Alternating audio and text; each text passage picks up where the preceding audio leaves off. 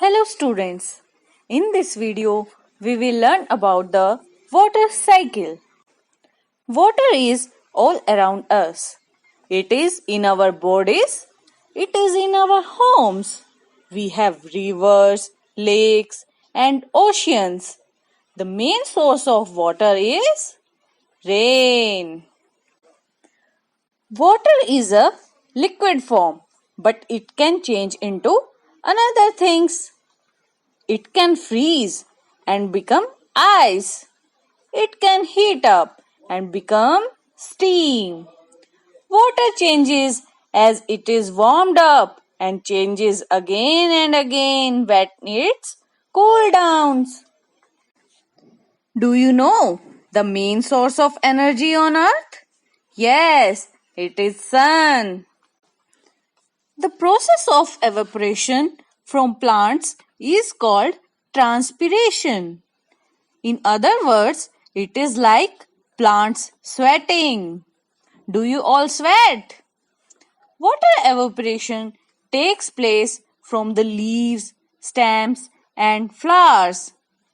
Water is necessary for plants, but only a small amount of water taken by the roots is used for the growth of plant.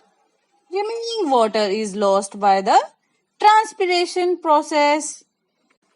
When water changes into the water vapor in the form of gas, it rises higher in the atmosphere. It starts to cool and become a liquid again. This process is called condensation. When a large amount of water vapor condenses, it results in the formation of clouds. When the water in the clouds gets too heavy, the water falls back to the earth. This is called precipitation. Precipitation is water released from the clouds in the form of rain, snow, or hail. Most precipitation falls as rain.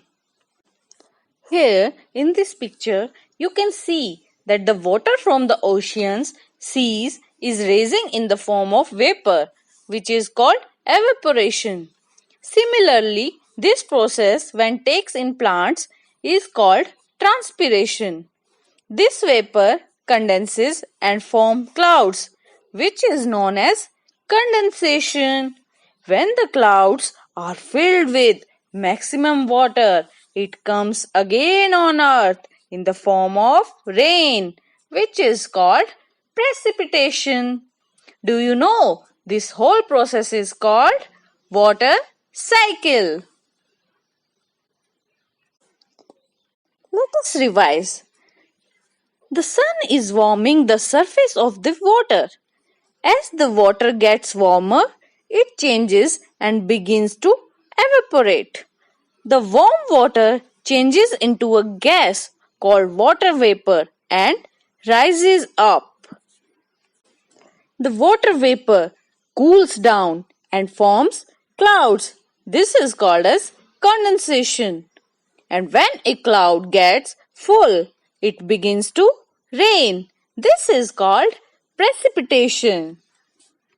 Students, now you have learned that the water warms up and begins to evaporate. Then this water vapor rises. When the vapor cools down, it causes condensation. And then rain begins to fall. This is called as precipitation. Now, I hope you have learned about the water cycle. The water cycle describes how water evaporates from the surface of the earth, rises into the atmosphere, cools and condenses into rain or snow in clouds, and falls again to the surface as precipitation. Students, we all know that water is very precious for all of us. Rainwater harvesting is the collection and storage of the rainwater rather than allowing it to run off. Here you can see that rainwater is collecting on the roof. Then this water, with the help of a pipe, goes into the well. The water is now stored and can be used again and again whenever we want. So, rainwater harvesting is the collection and the storage of rain rather than allowing it to run off. So, students, we all have to save water, otherwise, there will be no water on earth. Why to save water? Saving water helps in saving our environment. If we save water now, we are helping to ensure a water supply adequate for the future generation. Saving water saves money. Thank you, children. I hope you all enjoy this video